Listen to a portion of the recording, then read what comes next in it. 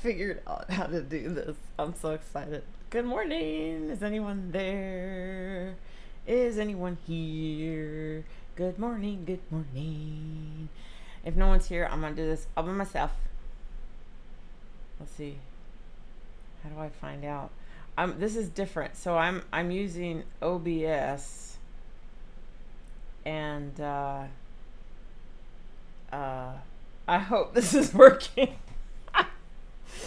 If anyone's here, someone's here. Good morning. Thank you so much for texting, because I'm using a brand new program. There's a little bit of latency on my end. It makes it a little difficult, and I wasn't sure if it was actually working, so I really appreciate the text. Good morning, Miguel McKenzie. Oh, I love that name, Miguel McKenzie. It's like my name. I'm Maggie Jusil. It's I have an Irish first name and a Polish last name. So you have like a Hispanic first name and a Irish, Celtic, Scottish last name. I guess Scottish would be Mackenzie, and Mackenzie might be more Irish.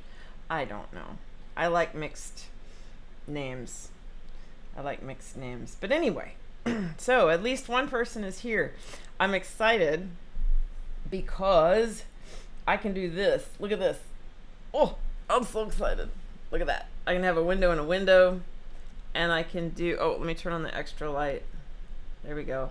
I can do a window and a window, and I can share slides. I have some slides I'm going to share, so I'm very excited. So I know there's at least one person here. Do you have a question at the moment? If you have a question, I will answer that. If you don't have a question, I'm going to show some slides.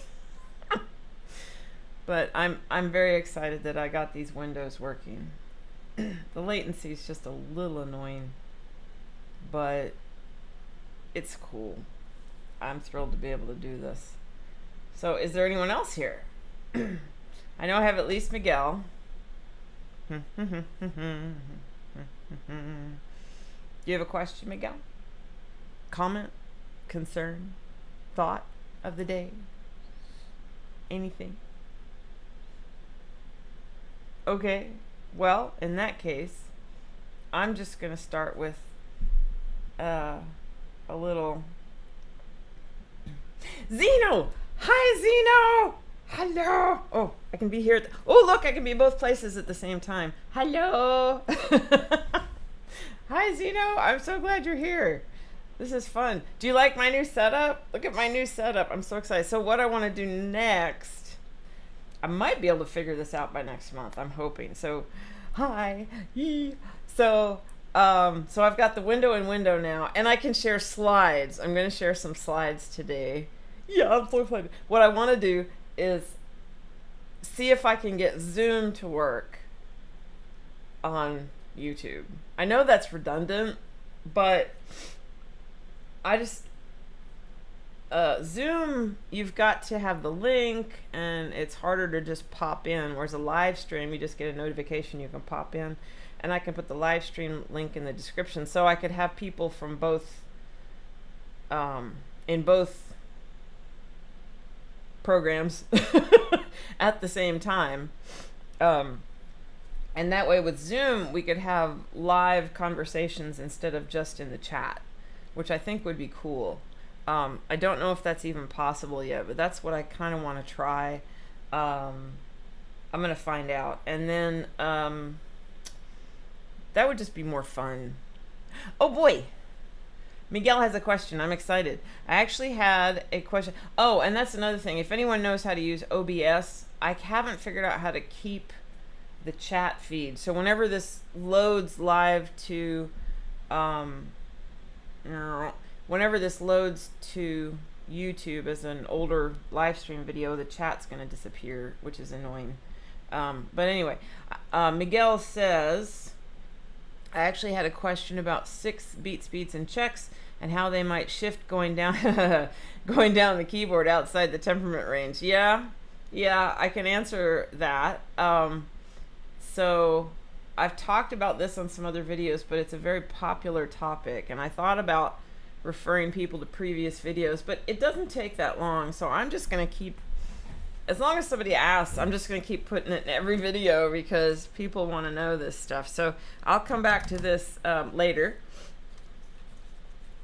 and if we get busy, I can do it tonight as well. So do you have a specific question, or do you just want me to talk about it, Miguel? Just talk about how and why they shift. Actually, this is related to my slideshow.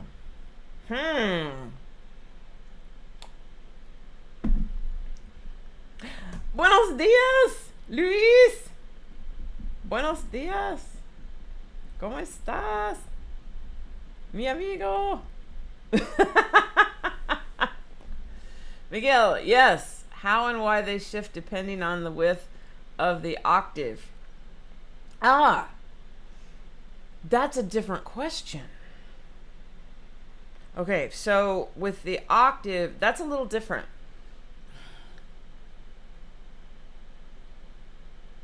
Let me answer that question first with the caveat that a lot of things affect Peter, you made it. I'm so excited. There's people here I know. I'm so excited. Look, Peter, do you like my window? Ah, I'm so excited. Okay, anyway. Okay, let me pull these back on here.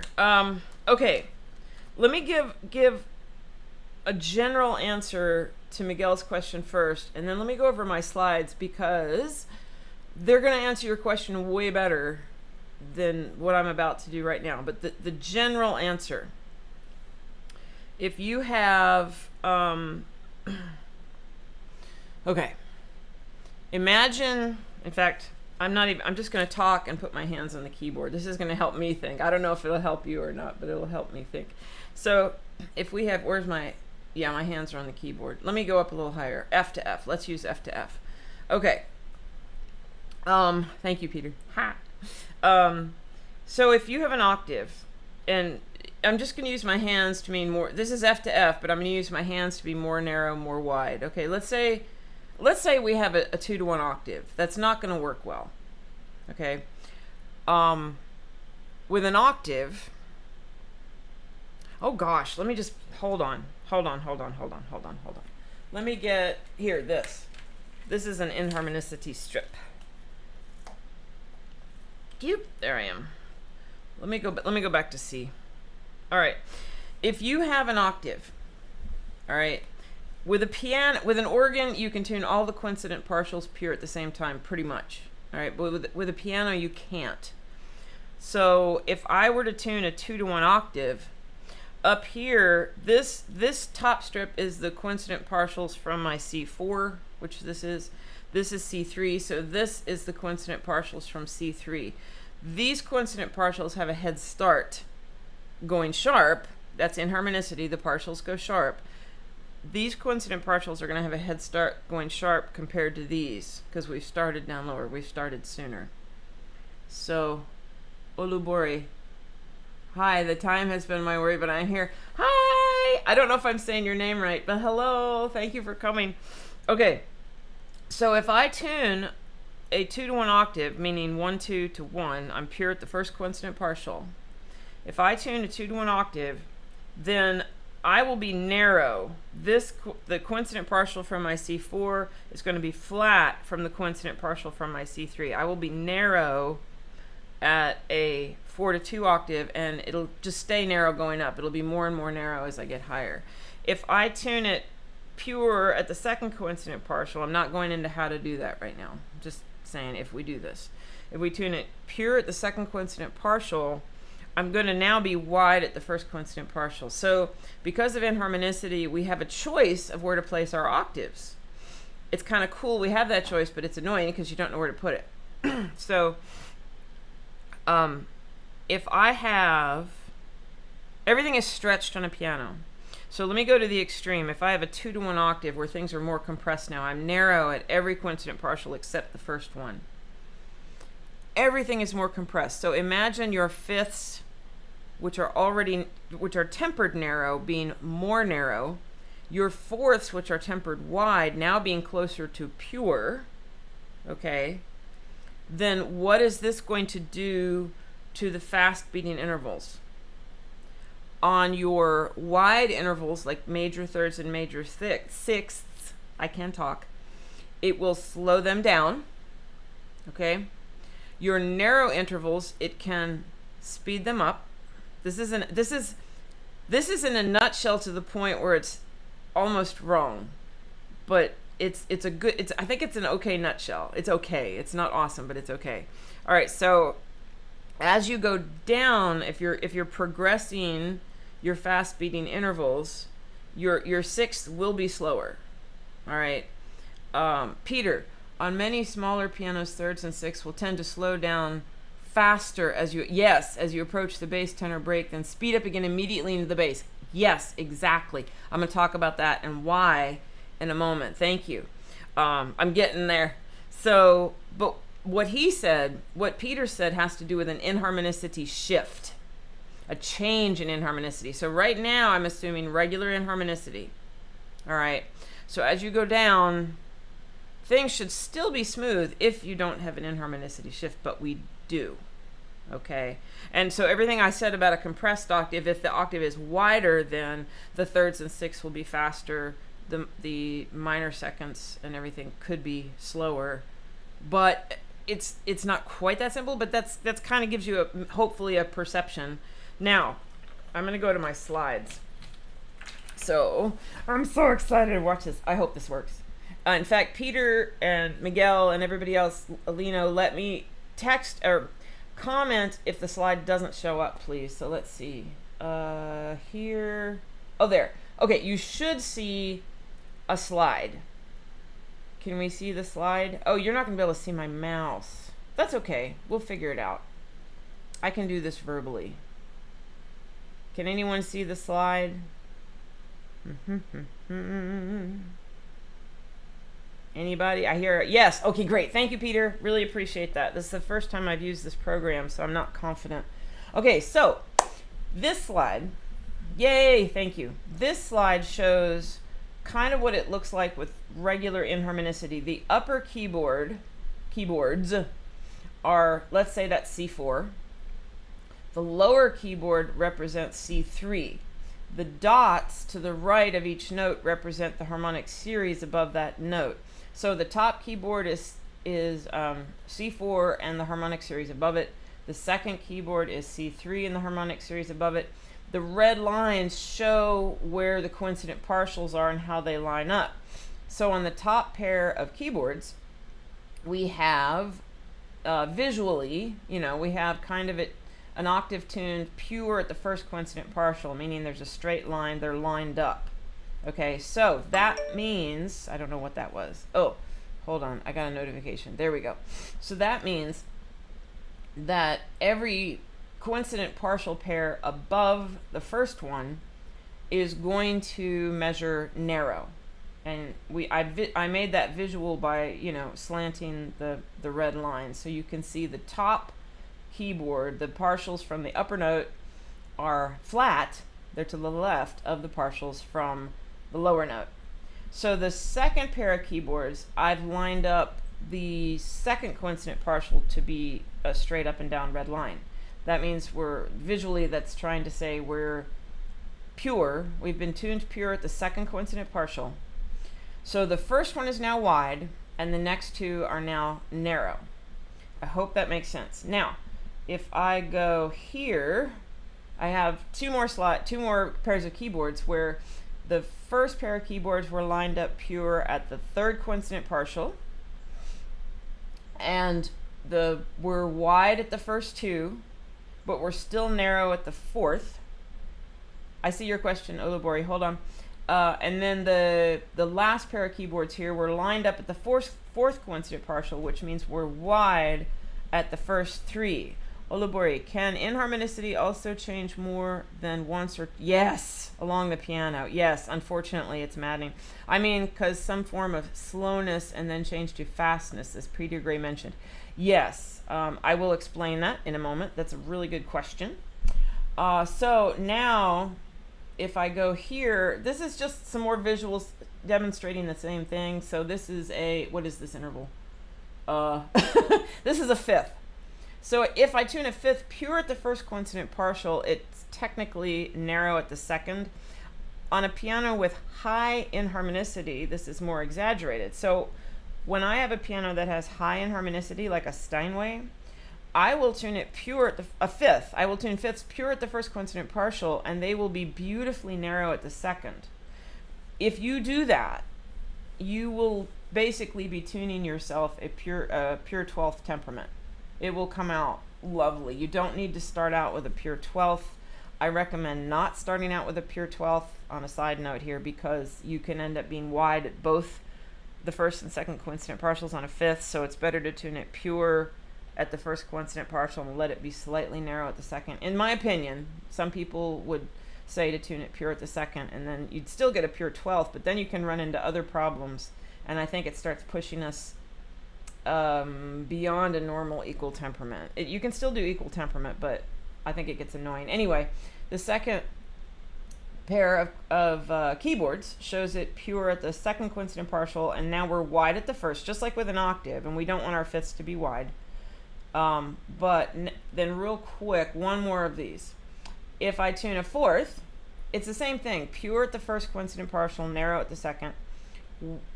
Pure at the second coincident partial, wide at the first. Now fourths need to be wide. So we could tune them pure at the second coincident partial, and they'll be wide at the first. My experience so far has been they're not always wide enough. On my piano, they're definitely not wide enough. I have to push it a little bit more. I'd be curious to know how that would fall on a Steinway, but I haven't experimented yet with that, so I don't know. Next slide. Oh yeah. Okay, here we're gonna get into your questions. Side quest is this is from a class I taught at the convention. So, is harmonicity always consistent? No. What happens when it's not? So we're going to look at what happens when there is a sudden decrease or increase in inharmonicity with a particular note. There is typically a decrease in inharmonicity with the first wound string, but not always. And my experience has been that there is a shift in inharmonicity in the low tenor. That's what I see and hear. So visually, I wish I had my mouse. I need a pointer. The top two keyboards, increase of inharmonicity in the lower note or decrease of inharmonicity in the upper note. If this happens, you won't know right away which note has the inharmonicity shift. I always assume it's a lower note because they tend not to happen as you go up. They tend to happen as you go down. So below C4, if I have a shift in inharmonicity, I'm going to assume it's the lower note until I cross the break. Once I get like mostly across the break, then I'm going to start to assume it's the upper note. There are ways to test for that, which I may or may not get into today, but without testing, you don't know which note has the shift. So assuming it's the lower note for now, the first two keyboards represent the visual of an increase of inharmonicity in the lower note. If you have an increase of inharmonicity in the lower note and you tune, say, an octave pure at the first coincident partial, it's still going to be pretty normal, all right? Excuse me, where everything above it will be narrow. It will just be more narrow than one might expect. So it's not that big of a deal. But if you have a decrease of inharmonicity, I hope I said that right, increase of inharmonicity in the lower note, the top two keyboards. I say things backwards sometimes, so I'm sorry if I do that. Decrease of inharmonicity in the lower note, that's my next two keyboards here. So now if we tune it pure at the first coincident partial, it can measure wide at an upper partial. If it's just a slight decrease, it will be pure. It will measure pure at all the coincident partials. It'll act like there's no inharmonicity. There is inharmonicity, but there's been a shift downward, so all the partials can pretty much line up, which is kind of cool, actually. Although it's weird, but anyway. So if I move to my next slide, this is the same thing with a fifth. Increase of inharmonicity in the lower note. It's the same as if there wasn't a shift, but the second coincident partial, if you tune it pure at the first coincident partial, the second coincident partial will be way more narrow. Decrease of inharmonicity in the lower note in the next two pair of keyboards. If I tune it pure at the first coincident partial, it will measure wide at the second if I have a sudden drop in inharmonicity. This is weird. When I have this situation, I will typically try to tune it pure at the second coincident partial. And if it's extreme, I will just kind of tune it a little wide at the second and a little narrow at the first, or I'll just try to tune it pure at the second coincident partial.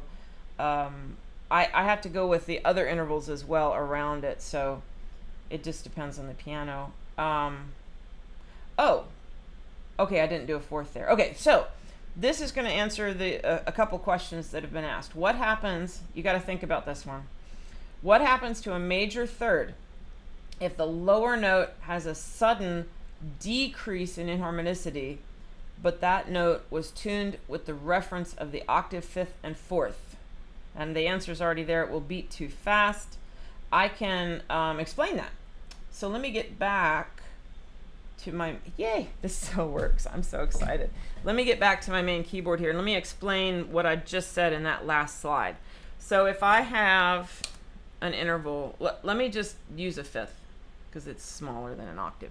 But the same thing applies.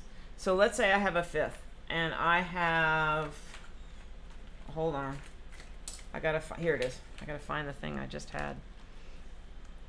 Okay, if I have a fifth and I have regular inharmonicity and I tune it pure at the first coincident partial, boop, let me get this a little higher. Hold on. There we go. Ah, come on. Sort of, kind of, maybe. Sometimes this is annoying. I'm gonna get it. Hold on. There. That's pretty close. Okay. So I have a fifth. If I tune it pure at the first coincident partial, I'm going to be narrow at my second. Let me review what we're looking at here. These are the coincident partial from G is here. The coincident partial from C is here. Okay. If I line it up pure at the first coincident partial, that's 3 to 2. That's the ratio of a fifth is 3 to 2. The second coincident partial is going to be 6 to 4. So 1, 2, 3, 4, 5, 6. 1, 2, 3, 4. And the upper partial from my G is now flat of the partial from my lower note. Okay. And so that means the fifth is compressed at the second coincident partial. This is normal. And if a piano has low inharmonicity, this will be very slight. If a piano has high inharmonicity, this will be more extreme. If I have a slight drop in inharmonicity, I can line these both up to pure at both coincident partials at the same time. I mean, with a fifth, I don't want to do that, but I could. With an octave, you might want to do that. Now, let's say I have a big decrease in inharmonicity. I don't know which one of these I want. All right. That's kind of extreme. Let me see if this one's a little less. Oh, that's even more extreme. Never mind. I need to make one that's a little bit less. If I have a sudden, what did I just say, decrease in inharmonicity with my lower note, and I tune it pure at my second coincident partial, I am now wide. Wait a minute. No, I am now very narrow at my second coincident partial. Wait. Did I do this wrong? Let me get both these. I say things backwards all the time. Hold on. Here we are. If I have regular inharmonicity and I tune it pure at the first coincident partial, I am narrow at the second. If I have a decrease in inharmonicity, I tune it pure at the first coincident partial, I am wait a minute.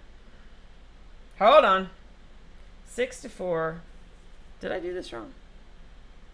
Oh! Yeah, I've got the wrong strip. I may have to just do a visual.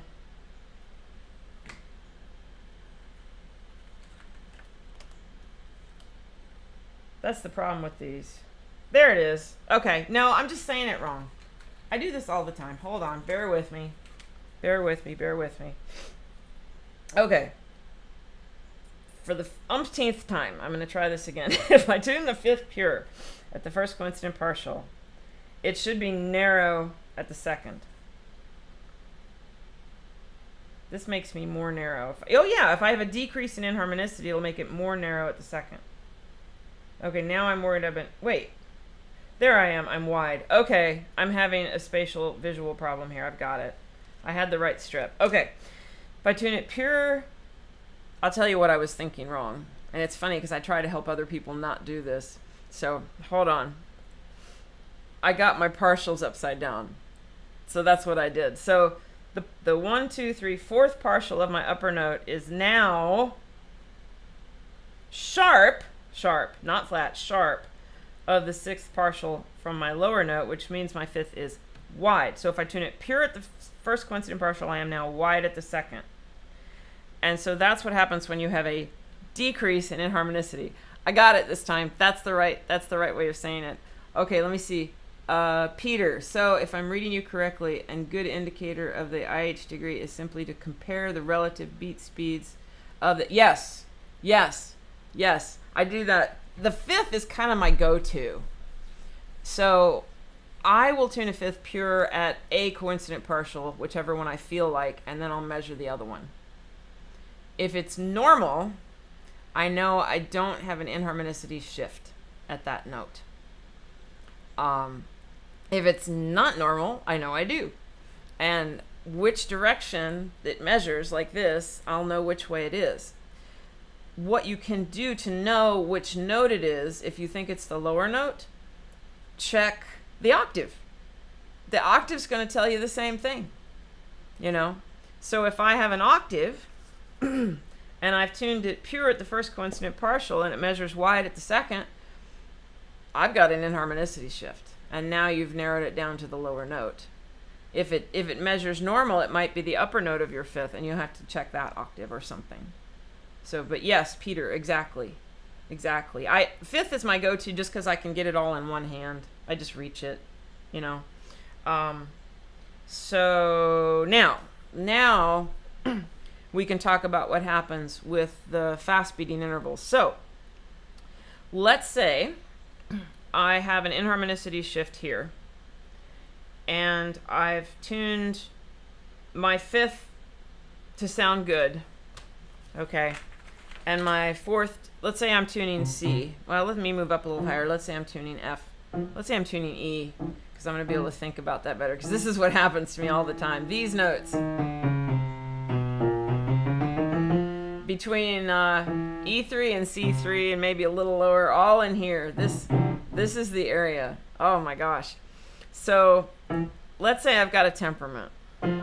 And sometimes the shift happens in here and it really messes with you. I can talk about that if you want. But let's say we're tuning E.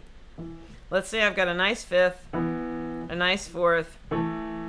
Let's say I have a nice octave. Everything sounds good. Okay? And I check major thirds. And let's say they speed up.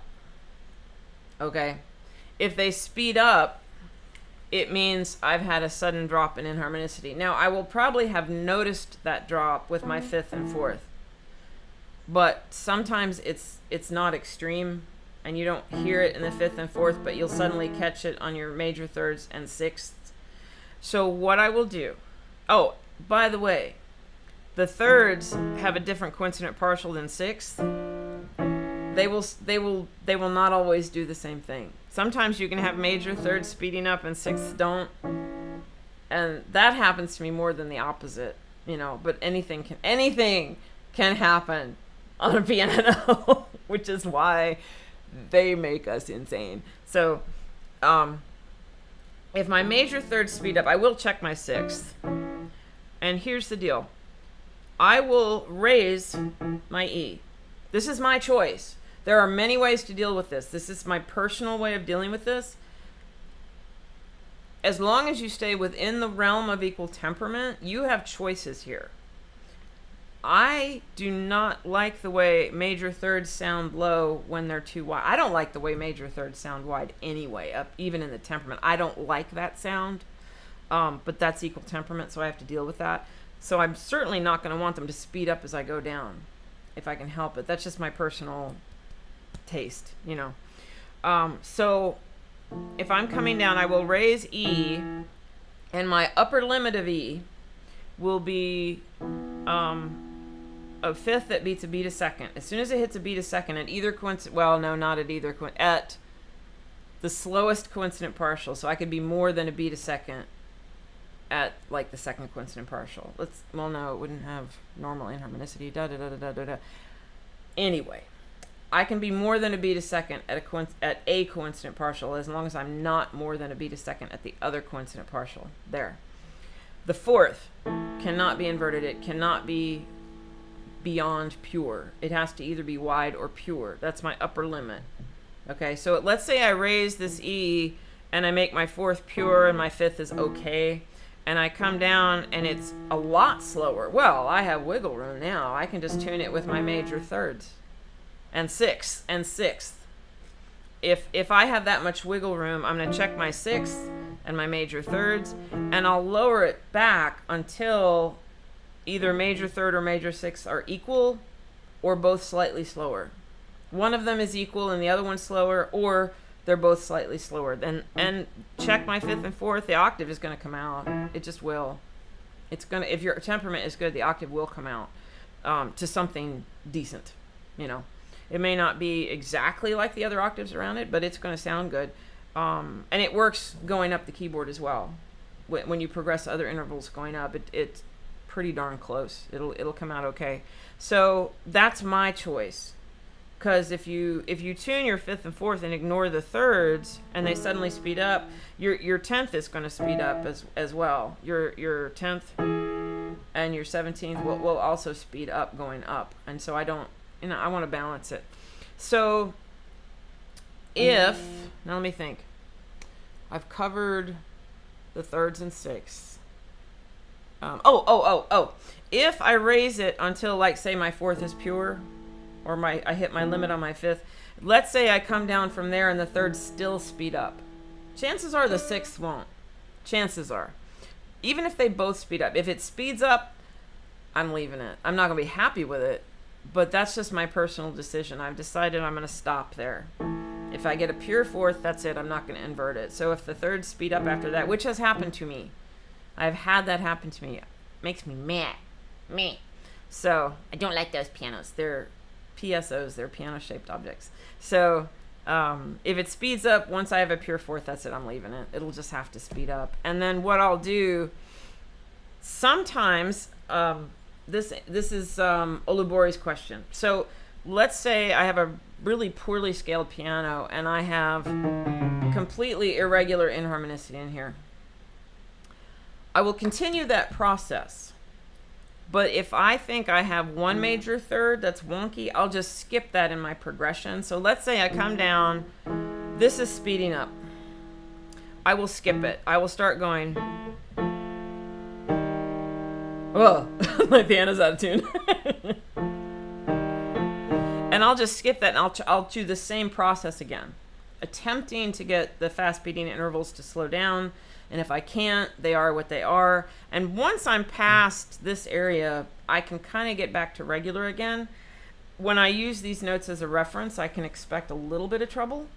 And once I've tuned it, I'll kind of know where they are, and I'll just mush as best I can. Okay. I think, oh, no, there's one more thing. Let's say I'm coming down and they get suddenly slower. Okay. That's an indicator you have the opposite problem. I will try to lower it. So lowering it, my limit is a pure fifth at either coincident partial, at one particular coincident partial.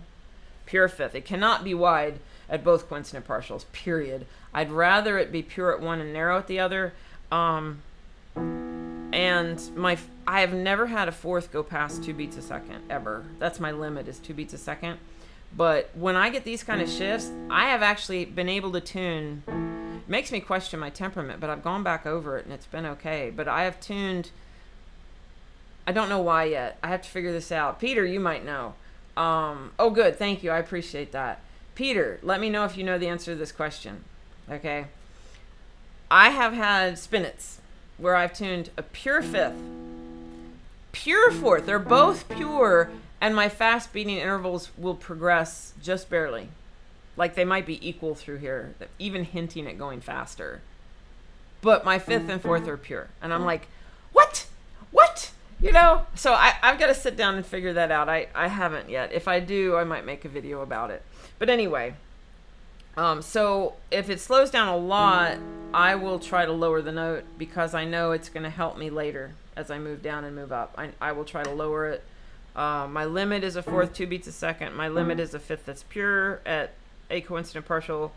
And I check sixth. And it's always good to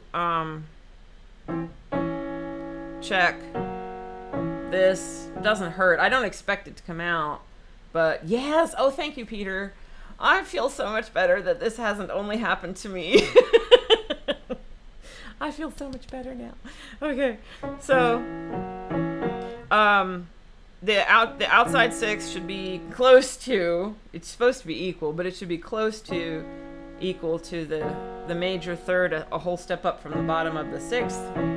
And minor third should be close to or slightly faster than the, than the upper major third of the sixth, sorry. Blah. And then minor third should definitely be faster than the sixth itself. And if you're pushing this note down, that's another bottom limit. If these are equal beating, I will start to question how low I'm putting it. I don't want those beyond equal beating.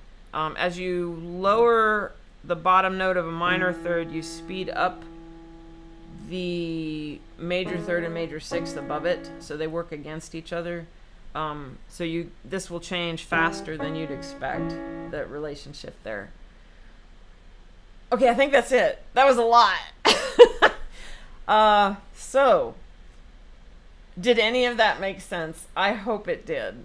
Let's see. So Olubori, and who asked the original question? Oh yeah, Miguel and Olubori. Okay, Miguel, I was tuning a piano a few days ago with a huge inharmonicity shift in the temperament octave with wound strings starting all the way to A3. Yes. This really helps me understand how to deal with that. Oh, I'm so glad.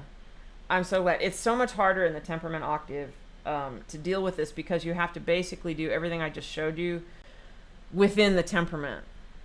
So just think about the exact same things and have limits of, make your fifths and fourths a little more flexible. My solution is to not tune equal temperament.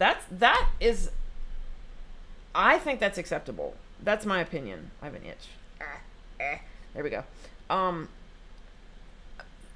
I see getting that to be equal temperament as a challenge, but I do make myself crazy sometimes with that. I'm already crazy to begin with, so, may as well go with it. Yeah, you can get out of equal temperament. What I do is I will raise my temperament octave. Now, if it's all the way to A3, what are you going to do? But Rick Butler calls it the plasticity of fifths. And I have taken that to 2 more intervals. I see some flexibility in fifths, fourths, and octaves. They are mushy. There's different places they can sound perfectly good in tune. So if I use my fast beating intervals to fine tune them, I will be closer to equal temperament. That's my thinking.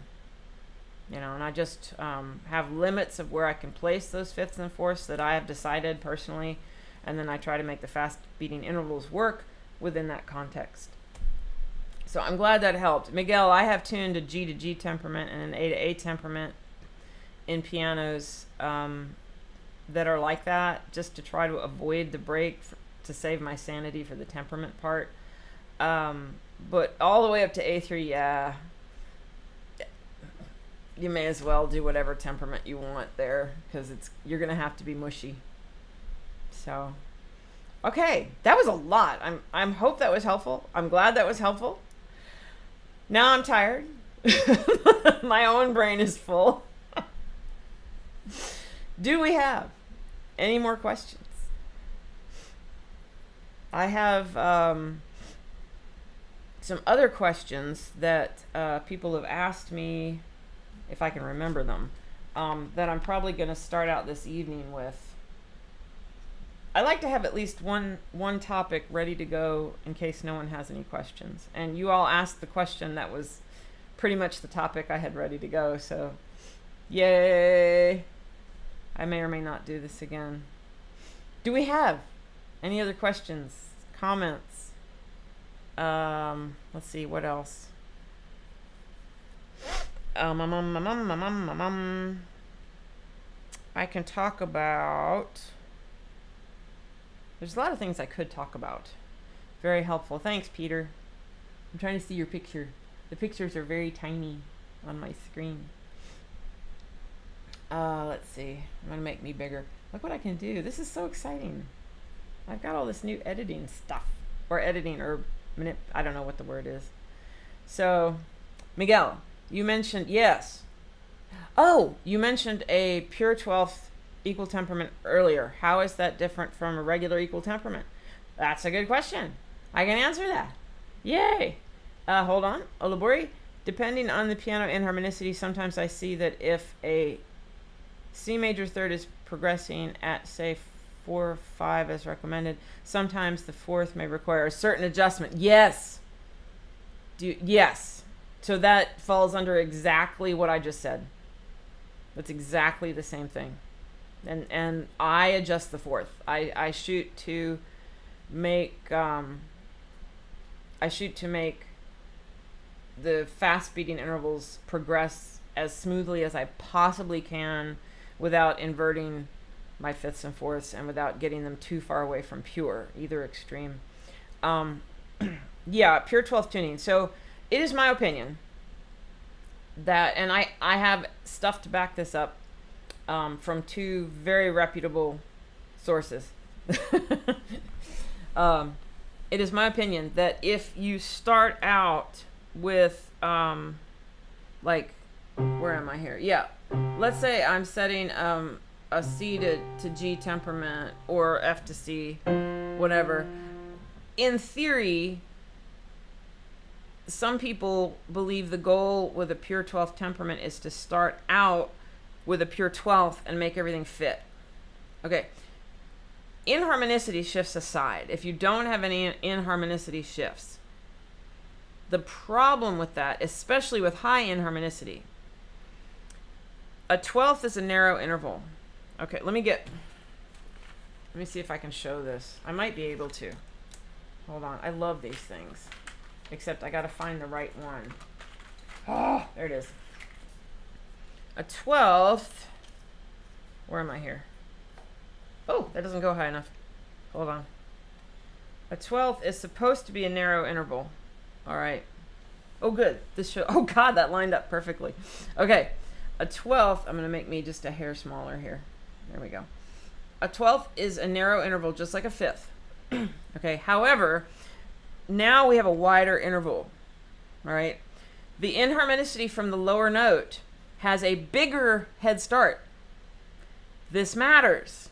Okay, because as the partials line up, the partials from my lower note are going to be sharper than that of a smaller interval like a fifth. All right? So, if I tune a 12th pure at the first coincident partial, I will still be narrow at the second, which is good. But if I raise that enough, let me back up. Hold on. Hi, Luciano from Naples, Italy. Oh my gosh. Hi, Luciano. I hope I'm saying your name correctly. Let me back up a second, because this will explain it. What do you suggest? A P12 or a narrow fifth within the temperament, which may have... Yes, this is the problem. I'm going to get to that. I'm going to get to that. Okay, so for just a second, let's look at a triple octave, okay? 1, 2, that's a double octave. Triple octave, can we see it? Barely. Okay. On a triple octave, the partial from the lower note has so much of a head start that it's going to measure narrow up here because of inharmonicity, only because of inharmonicity. If you tune it pure, all right, at the triple octave, everything is stretched so much inside of it, your octaves will end up being like your lower octave can be an 8/4 octave, and everything will be stretched. Your fifths will be beyond pure. Your 12ths will be wide. It's going to mess it up. So we have to allow our triple octaves to be a little narrow for everything else to fit. Now, with that in mind, let's come back to a 12th. Where am I here? 12th. All right. Our lower note has a head start again. This same thing applies. If I tune this pure, I'm going to tune this pure with my strips here, not literally. With my second coincident partial, I'm now wide at my first. That's what it does to your fifths. Okay? If you tune a pure 12th, this partial you're tuning it to, the upper note, the partial from the lower note that you're tuning it to can be so sharp that you will end up either with wide fifths or you will be outside of equal temperament. You cannot have equal temperament with a pure 12th tuning unless your fifths are wide. So, it depends on whether you want equal temperament or not. If you want equal temperament, the most you can do is tune your fifths pure as you go at a coincident partial, and then allow your 12th to fall slightly narrow. I hope that makes sense. So if you start out with a pure 12th, you're going to have trouble aurally, you know. If you start out smaller and tune your fifths pure, especially at the first coincident partial, but if you want, you can push them, but see, then you're wide again. The problem with tuning fifths wide is that in order to get all the other intervals to work, your octave's going to be too wide. You'll have a beautiful pure 12th, but your other intervals will be, you're not going to be able to get both wide and narrow intervals to progress well. They're going to get messed up. It won't sound good, in my opinion. It'll be so stretched. Your octaves are going to be beating. Your fifths are going to be wide. If you have a piano with low inharmonicity, you could get away with it. I think you could get away with it in a piano with low inharmonicity, but not high. That's my opinion. So if you want a pure 12th temperament that sounds good, pure 12th temperament that sounds good, meaning close to pure, tune your temperament with your fifths pure at the first coincident partial for sure. And if it's high inharmonicity, tune them slightly wide at the first coincident partial, but narrow at the second coincident partial. You can manipulate your fast beating intervals to work in that format. Your fourths may come out beating 2 beats a second, but it can work. And so if you tune your fifths pure, either pure at the first or in between, wide at the first, narrow at the second. I don't have hand signals for that. You can come out with a beautiful sounding 12th. And that I would call a pure 12th temperament that's highly functional. Let's see. Peter, your statement about tuning pure at the 3-2 results in a slightly narrowed 6-4 results in a great pure 12th. Answers a question I've had on this. Oh, good. I'm so glad. I'm glad, Peter. Yeah. If you tune your fifths, if you have high inharmonicity and you want a pure 12th temperament, tune your fifths slightly narrow at the second coincident partial, slightly wide at the first coincident partial, and spread it out evenly with your fifths, fourths, and fast beating intervals. Your 12th is going to fall lovely.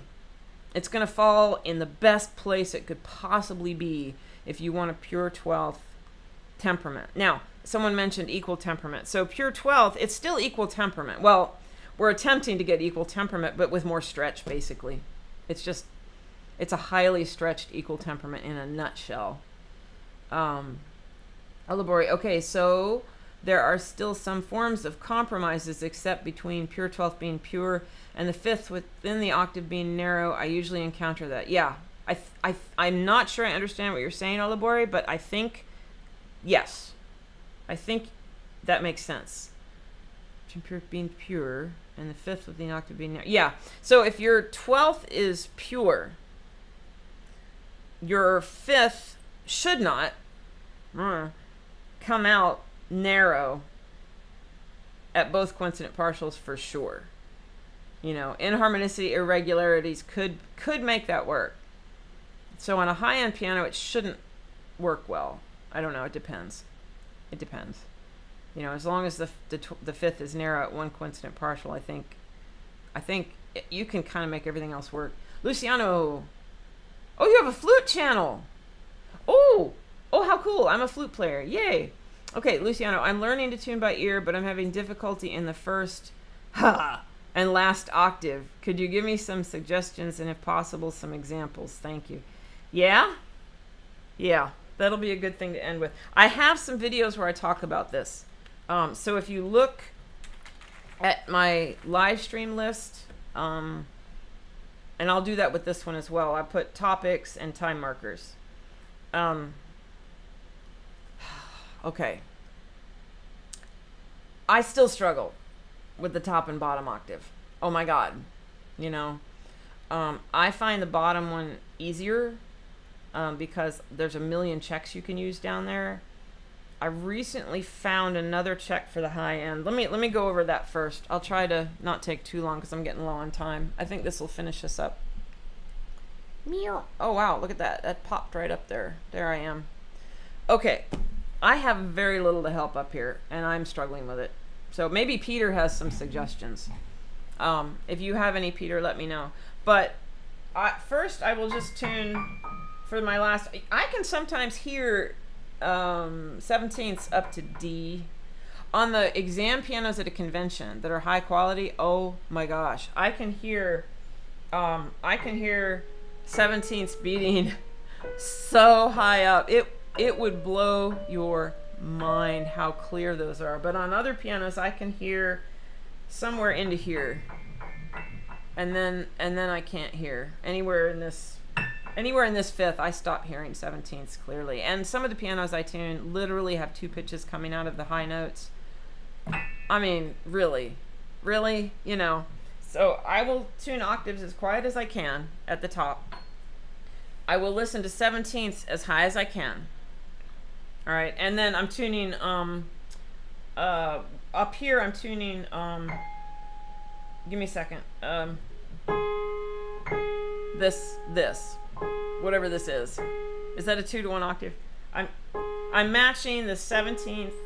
I mean the 10th and the 17th. By the time I'm at the top, I'm trying to get kind of quiet 10th, 17th, equal beating, hinting at going faster. Definitely not slower. The 17th should not be slower. And then progressing 17ths. The only other things I have are, let me try something right now. Hold on, because I have not. So if you take C4, let me see.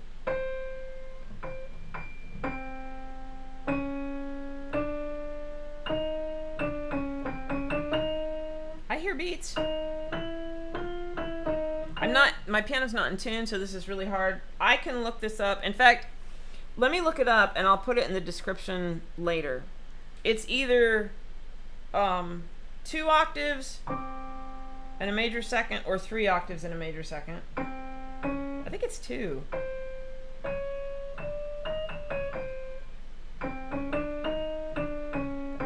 But I can hear that better. So you can actually use that beat rate up here to help you progress, supposedly. I just learned this. I've not tried it a whole lot. I did try it on an exam piano and it did work. But I haven't played with it enough to feel confident with it. But I'm going to be playing around with that in the future. So I need to learn it. I don't know it yet. I'm going to put it in the description and that'll be my review. So the only other things I have are octave, 12th, double octave, triple octave. Okay, the triple octave and the, where am I here? 12th. Is this my 12th? Yeah. No, there's my 12th. Oh my God, I do this all the time. You'll have to holler at me if I mess up. The 12th and the triple octave are narrow. Okay, so if they're narrow, the further away they are from pure, the flatter this note is. Okay, the closer they are to pure, the sharper this note is, because they're narrow intervals. Now, a single octave is wide, so the opposite is true. The further away from pure, the sharper this note is. The closer to pure, the flatter this note is. And these two things work against each other. The double octave should be pretty darn quiet. It should be close to pure regardless. I don't use that a whole lot, but it should be quiet if you want to check it. It should be technically slightly wide, but it should be quiet. It's kind of, I don't find it overly useful in this scenario. So if my octave is really quiet, but my 12th and triple octave are noisy, that means the upper note's flat, and vice versa. If they're all quiet, I'm going to say it's in tune. That's how I go up. Now, yeah, I'll put that other thing in the comments because I don't know it yet. I can go down. I'll go down in a second. Peter, I do almost precisely what you do. Oh, top octave, and I listen to the ring intensity when it coincides with the octave below. Oh, yeah. Peter, thank you for mentioning that. You reminded me, I forgot his name. Oh, darn it. You'd know his name. If it comes to me, I'll say it. Someone was doing an exam piano. They were tuning, and they were literally just playing the note with the octave below damper up if it had one. Otherwise, just playing the note and letting the sympathetic vibration from the coincident partial of the lower note beat with it, and he was tuning it. And I could hear it. I could hear it clear as a bell.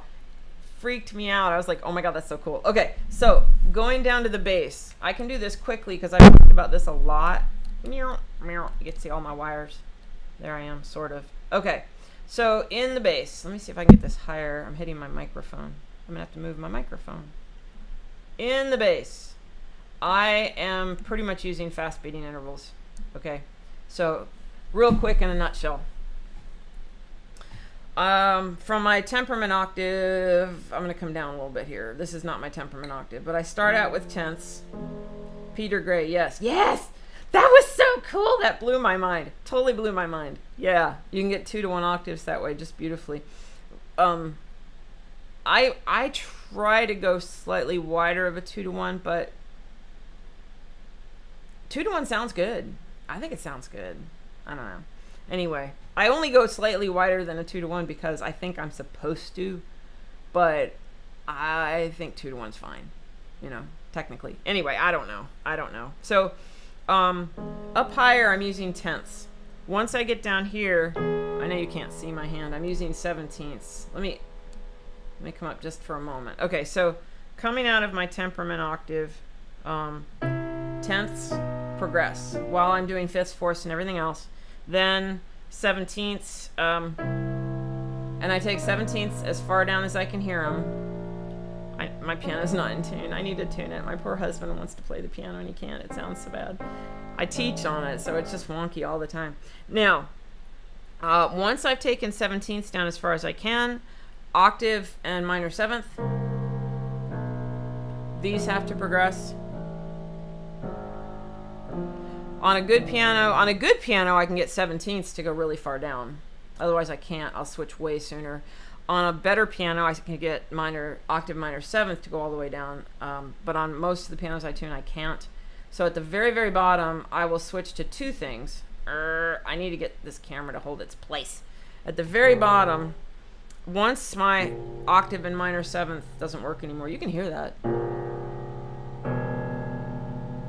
It's the lower one. It's the it's that one. And if I need to ghost it, I'll just ghost it up an octave. Tritone, octave and tritone.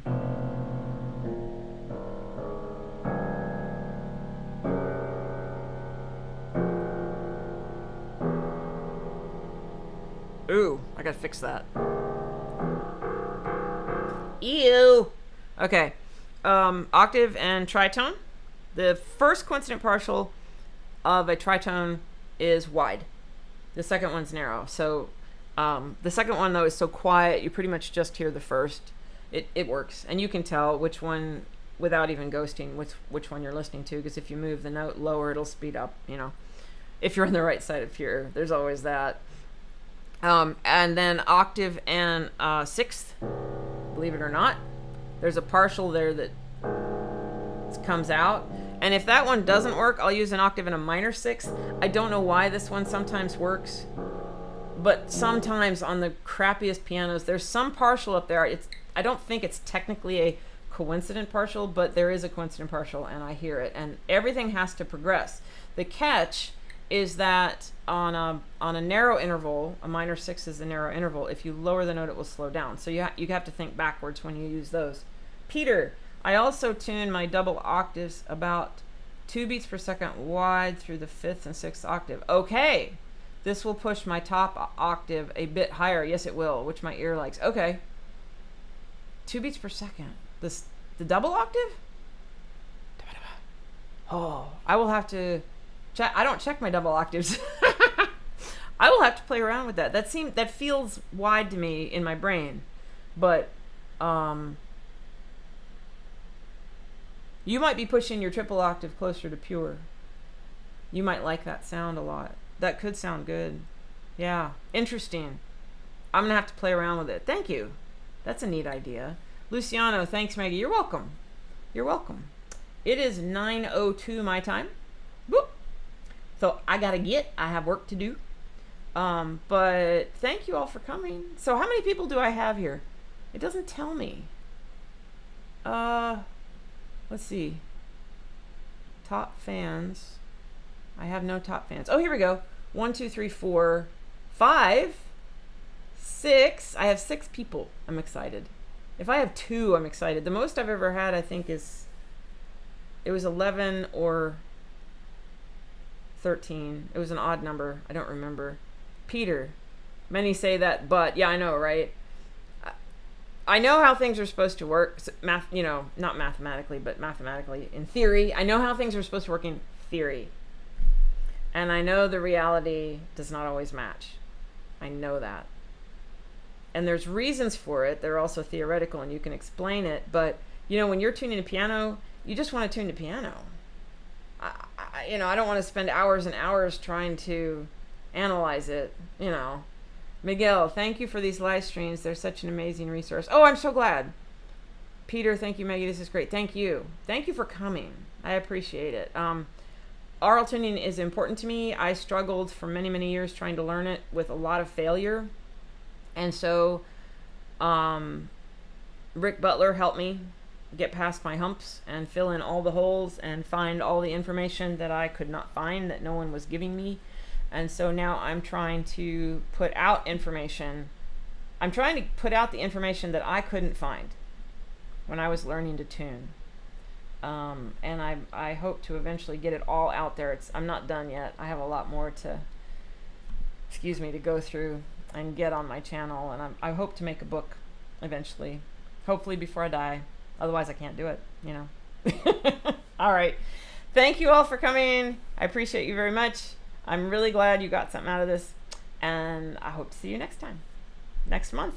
That'll be last Thursday of the month, whatever that is. Okay. Bye.